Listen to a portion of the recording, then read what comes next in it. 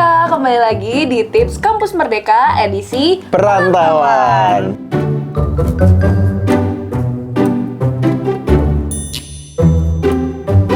Perkenalkan, nama aku Anin dari Pekanbaru, Riau.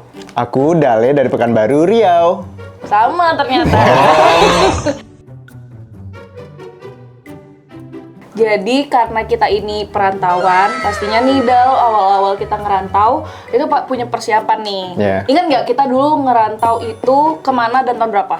Ke Depok tahun 2016. Aku ke Jakarta di tahun 2016. Itu persiapannya yang pasti aku mau tinggal di mana, ngekos kah, transportasi dari tempat kos ke tempat kuliahnya itu bagaimana. Itu aku research dulu sih. Terus kebetulan pada saat itu sudah ada aplikasi-aplikasi yang memudahkan aku untuk mencari kosan. Terus Google Maps itu jaraknya berapa. Kayak gitu sih persiapan aku.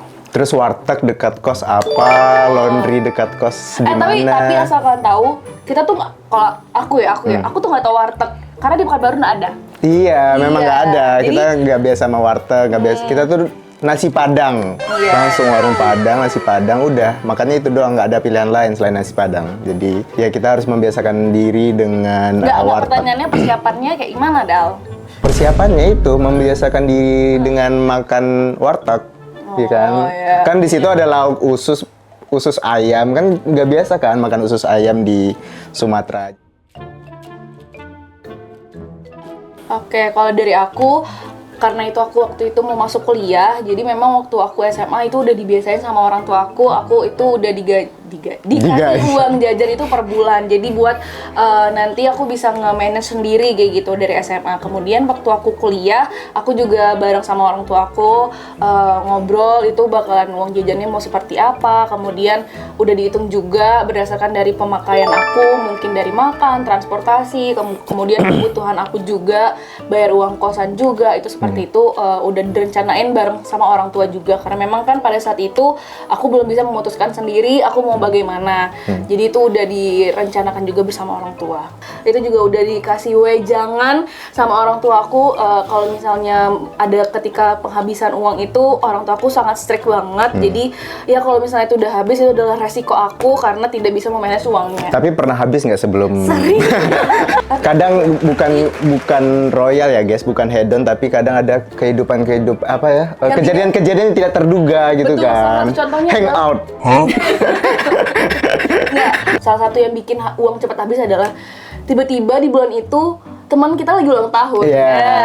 Atau terus enggak kita diajakin patungan yuk nih, besok buat makan nih uangnya, tapi buat patungan nggak mungkin ditolak gitu kan. Hangout keluar ke coffee shop kan lumayan dulu ya, masih mahal-mahal juga kan. Apalagi ya paling hematnya frugal living. Frugal living. Bawa tumbler kemana-mana. Iya, terus nggak beli air, botolan, terus ya dicarilah opsi-opsi termurah yang ada di sekitar tempat tinggal kamu atau kuliah kamu.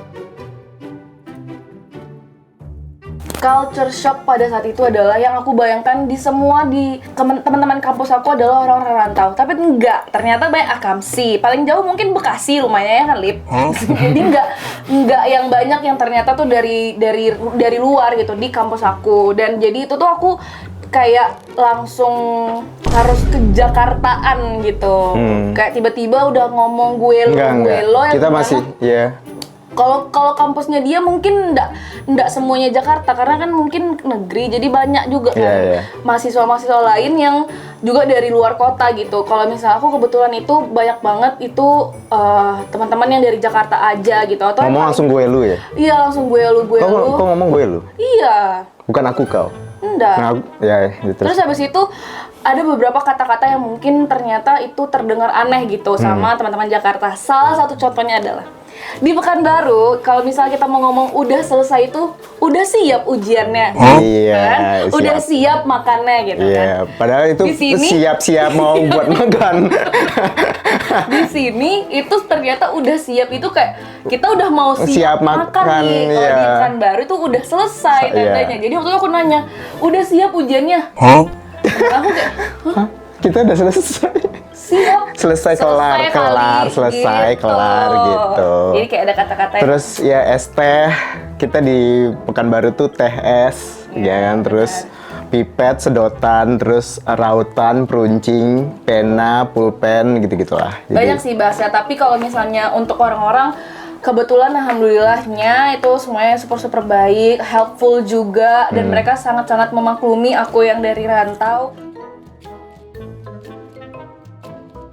Ya apa ya, paling nyari, kalau biasanya tuh bahasanya sekarang tuh peer gitu kan. Peer-peer, kalau memang kalian nggak begitu sosialisasi sama teman-teman sekitar kalian, jadi ya cari aja peer-peer yang cocok sama kalian. Kebetulan kami berdua ini ekstrovert, jadi ya, jadi main celak kemana-mana aja masuk sebenarnya. Jadi ya kayak ya udah gitu. Kalau merantau gini terus survival, terus nyari teman-teman baru tuh nggak susah. Nggak pernah ditegur, tapi ya kayaknya pada maklum aja gitu kalau oh ini orang daerah, memang gesturnya gitu, bawaannya kayak gitu. Nggak pernah mencoba untuk mengubah cara ngomong juga ya.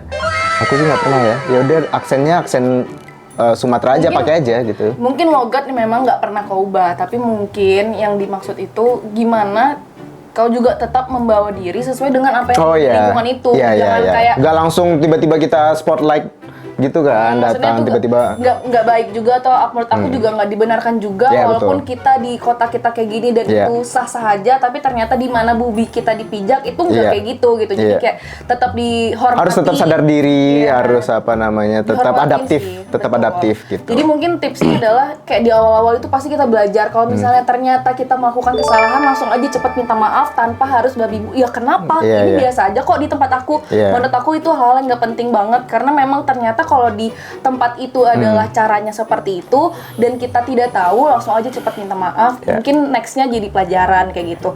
Dan kalau misalnya tata bahasa, karena sebenarnya kita cuma beda daerah, sebenarnya masih sama, cuman ada beberapa logat-logat yang berbeda di Pekanbaru ataupun di Jakarta. Karena waktu itu semua teman aku kayaknya pada part-time kerja, jadi aku kayak ikut-ikutan aja. Terus kebetulan keterima dan aku juga jadi part-time kerja jadi barista. Jadi itu salah satu pemasukan yang cukup juga untuk nambahin uang jajan yang sebenarnya pada saat itu seharusnya dan sebenarnya juga uang jajan dari orang tua tuh cukup gitu betul. Ya. Tidak bisa menahan diri, jadi lebih baik aku membuka keran sebanyak-banyaknya untuk aku bisa mengikuti atau mungkin memuaskan gitu ya untuk hal-hal yang aku butuhkan gitu. Mungkin nggak butuhkan tapi yang aku inginkan gitu. Itu menyesuaikan nama diri kamu sendiri aja. Kalau kamu memang sering banyak pengeluaran, oh kayaknya aku harus banyak nyari pemasukan gitu. Kalau memang kamu sering hangout, ya cobalah cari part time atau freelance yang bisa menutup apa namanya hangout kamu tadi gitu. Ya, atau ya memang ya dipilih aja ini hangout yang nggak penting atau penting gitu. Sebagai mahasiswa, menurut aku jangan cuma mengandalkan uang jajan dari orang tua juga.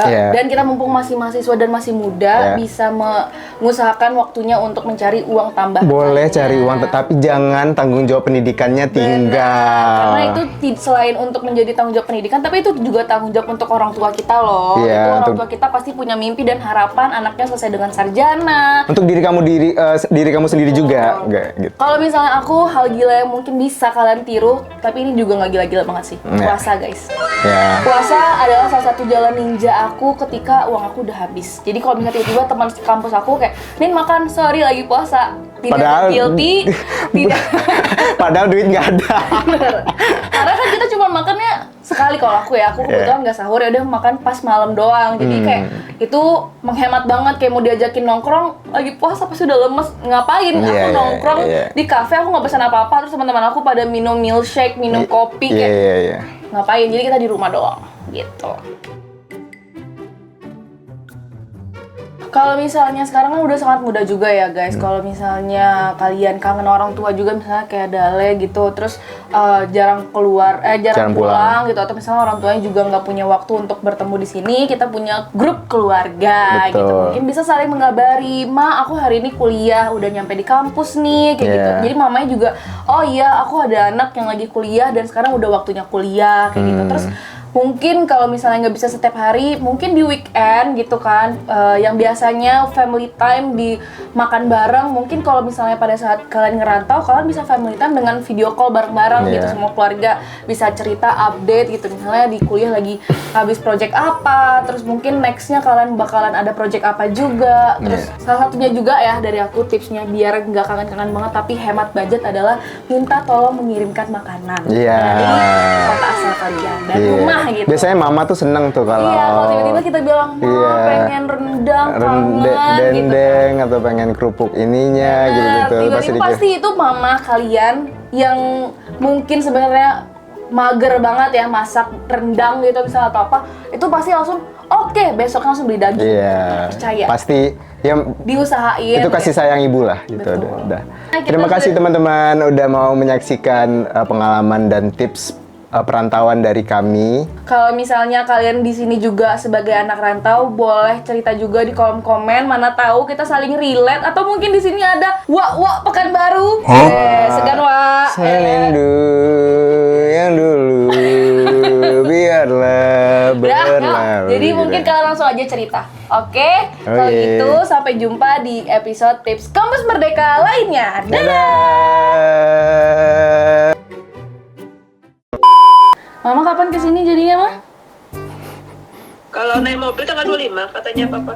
Nggak bisa lebih cepat lagi, kan Nindi kangen. Oh ya? Tanya papa. Nah, dah, Ma. Saya mama. Dah, Ma. Assalamualaikum. Yuk. Apa gengsi guys? Apa ya? Gak biasa. Tadi aku bilang, Mama kesini ya kan kangen. Oh ya. Gengsi. Bukan gengsi sih, bahasanya tuh beda aja. Karena sebenarnya kalau misalnya, tapi ada temen aku kok yang di umur sekarang tuh masih kayak I love you mama gitu. Masih iya, karena memang mungkin orang tuanya sudah membiasakan dari kecil. Iya, kita nggak. Teman-teman aku yang mungkin nanti akan menjadi orang tua, kalau misalnya anak kalian biar mau ngomong I love you mama, kan juga harus ngomong itu I love you anakku gitu. Halo. Assalamualaikum. Salam. Gimana mama tuh? Di rumah. Oh, lah apa masak mama hari ini? Kok bertanya apa masalah mana? Nggak ada, bertanya aja. Hah? Ikan cabe. Di mana Dando? Lagi di UGM Tebet, lagi syuting. Oh, mantap lah. Hah? Udah makan? Udah ada makan, mama udah makan. Udah. Papa di mana? Ada nih. Oh, nggak tidur siang? Iya, mau tidur siang. Ya Maya, dah. Assalamualaikum. Waalaikumsalam. I love you.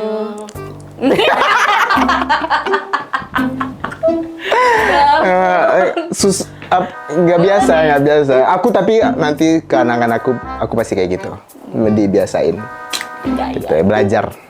Oke. Udah.